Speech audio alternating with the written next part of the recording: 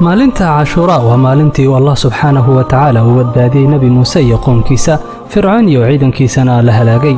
Nabiga sallallahu alayhi wa sallam waxa uu soomay maalinta Caashura jacayl iyo walaaltinimo uu qabo Nabi Muuse iyo sidoo kale shukri iyo mahadcelin oo Allah subhanahu wa ta'ala uu mahadcelinayo farajkiisa iyo nasrigiisa. waxa ka soo aroray Nabiga sallallahu alayhi wa sallam inuu yiri siyaamu yawmi Caashura ahtasibu ala Allah an yukaffira as-sanata allati qabla.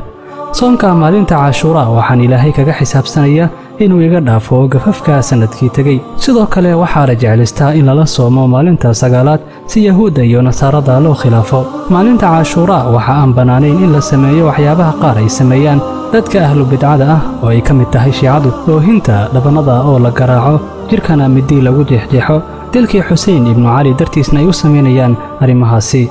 murugadeena ku aadan dilka Xuseen bin Ali Allah ka raali noqde waxay ku koobnaanaysaa in aan samirno oo Allah subhanahu wa ta'ala kaga ajar xisaabsano musiibadaas laguna raali noqdo qadarka Alle ma aha in la sameeyo waxyaabaha noocan ah.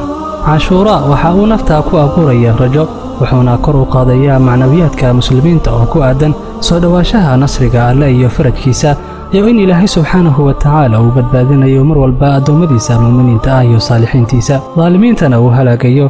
haba ahaatee goor dambe sida uu Allah subhanahu wa ta'ala u badbaadiyay Nabi Muuse una halaagay Fircoon.